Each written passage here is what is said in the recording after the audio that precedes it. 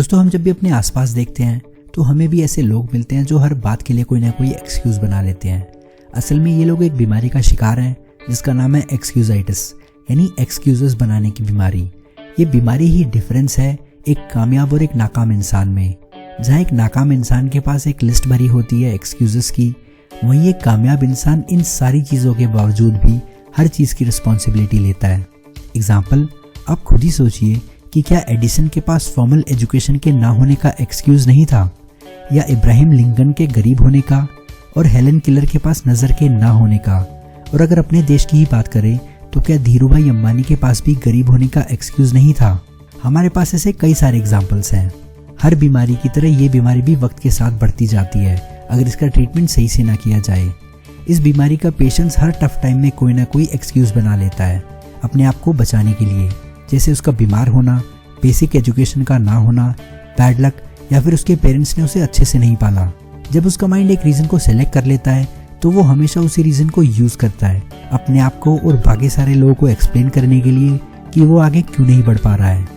और हर बार जब भी वो इस एक्सक्यूज़ को यूज़ करता है, उसके सबकॉन्शियस माइंड में ये बात फिट होती जाती है।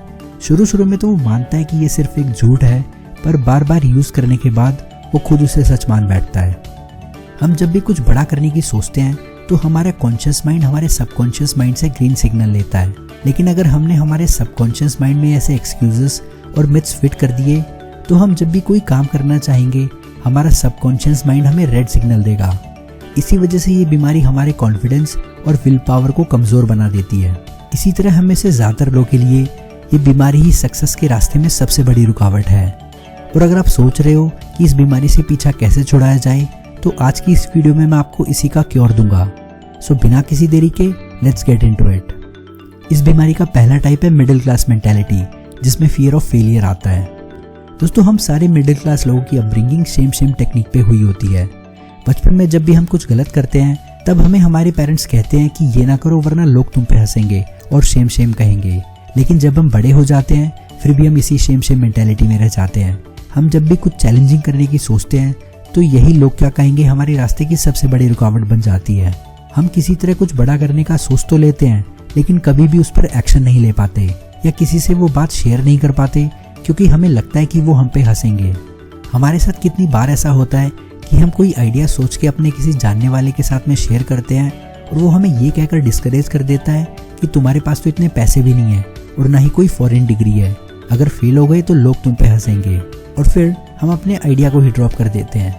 हमारी ये सोच भी उसी हाथी की तरह है जिसके बचपन में जब पाँव में जंजीर डाल दी जाती है तो वो शुरू में तो उस जंजीर को तोड़ने की कोशिश करता है, और हर बात वो चोट खाने के बाद भी उस जंजीर को तोड़ नहीं पाता, क्योंकि अभी उसमें इतनी ताकत ही नहीं होती। फिर वो इसी सोच के साथ बड़ा हो जाता है कि ये कभी भी नहीं टूटेगी। हालांकि जब वो बड़ा हो जाता है तो वो एक ही झटके में उस जंजीर को तोड़ सकता है, पर फिर भी वो ऐसा करने की ट्राई भी नहीं करता, और सारी उम्र एक ख्याली जंजीर जो उसके दिमाग में है उसका कैदी बन के रह जाता है। दोस्तों, हमें भी अपने दिमाग में लगाई हुई ऐसी ख्याली और कमज़ोर जंजीरों को तोड़कर अपनी रियल पावर को रियलाइज करना होगा, क्योंकि सब फिरंगियों ने ही न्यू इन्वेंशंस या फिर बिजनेस आइडियाज का ठेका नहीं ले रखा। हम भी ये सब कर सकते हैं। Cure, action is the cure of fear. आपके पास जब भी कोई आइडिया हो तो ज़्यादा सोचने और लोगों को बताने में अपना टाइम वेस्ट ना करें, क्योंकि आप जो कर सकते हो ये वो लोग नहीं बता सकते जो खुद कभी भी अपनी लाइफ में कुछ बड़ा नहीं कर पाए। तो जब भी आप कुछ बड़ा करने का सोचते हो आप उस पर जल्द से जल्द एक्शन लो, और ऐसे ही आप अपने अंदर के डर को ओवरकम कर सकते हो। टाइप 2 है बैड लक। देखा जाए तो क्या रियली में लक होता है? तो मैं कहूँगा शायद हाँ, लेकिन क्या उस पर हम फुल्ली रिलाई कर सकते हैं? तो मेरा जवाब होगा नहीं। आपका लक आपको कोई अपॉर्चुनिटी तो दे सकता है, लेकिन अगर आप उसके लिए प्रिपेयर नहीं होंगे तो आप कभी भी उसका फायदा नहीं उठा सकते। अगर आपका लक आपका साथ ना भी दे तो वो अपॉर्चुनिटी देर से ही सही लेकिन आपको जरूर मिलेगी। आप बस उसके लिए आपकी तैयारी और तलाश जारी रखो।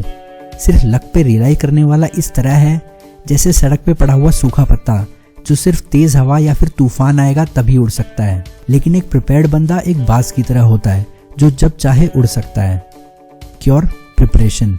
हम सब जानते हैं कि लक हमारे कंट्रोल में नहीं है, तो हमें उसे कोसने की बजाय हमें सिर्फ अपनी प्रिपरेशन पे ध्यान देना चाहिए। आप जो भी बनना चाहते हो, जो भी काम करना चाहते हो, तो उस काम को आप पहले से ही सीखना स्टार्ट कर दो, ताकि जब आपके पास से कोई भी अपॉर्चुनिटी गुजरे तो वो सिर्फ आपका ही डोरबेल बजाए। थर्ड टाइप है इंटेलिजेंस एक्सक्यूजाइटिस। दोस्तों, हमने ज़्यादातर लोगों से ये सेंटेंस सुने ही होंगे कि मुझसे कुछ आसानी से याद नहीं होता।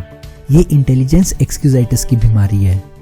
हम में से 95% लोगों को ये बीमारी वेरिड डिग्री में होती है, पर हम में से काफ़ी सारे लोग इस बीमारी से अकेले ही सफ़र करते हैं, क्योंकि वो दूसरों के सामने ये एडमिट ही नहीं कर पाते कि वो खुद को कम अकल समझते हैं।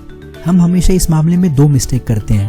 पहली, हम अपनी ब्रेन पावर को अंडर एस्टिमेट करते हैं। दूसरी, हम दूसरों की ब्रेन पावर को ओवर एस्टिमेट करते हैं, और इसी गलती की वजह से हम अपने आप को शॉर्ट सेल कर लेते हैं।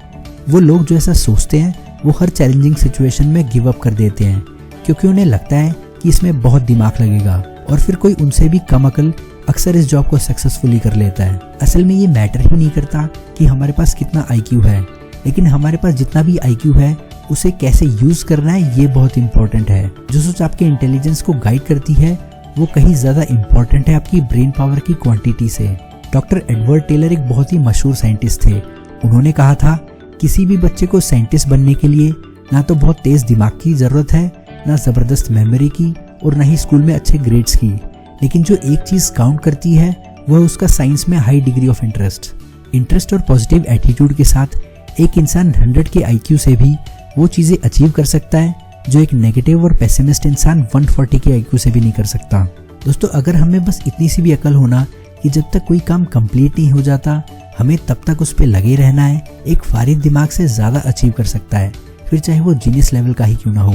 Cure number 1, never underestimate your intelligence. अपने आप को किसी से कम ना समझो। फोकस करो अपनी स्ट्रेंथ पे।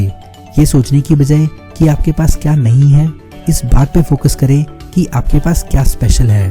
Cure number 2, your attitude is more important. हर वक्त पॉजिटिव एटीट्यूड के साथ रहें और I can win attitude develop करें। अपनी सोच को इस बात पर लगाएं कि कैसे जीतने के रास्ते खोले जाए, ये सोचने की बजाय कि आप किस तरह हार सकते हैं। तो दोस्तों, आज की इस वीडियो में बस इतना ही। हमने ये वीडियो थोड़ा शॉर्ट रखा था। वीडियो अच्छा लगा हो तो लाइक करो, नहीं अच्छा लगा तो डिसलाइक करो। चैनल को सब्सक्राइब कर लेना।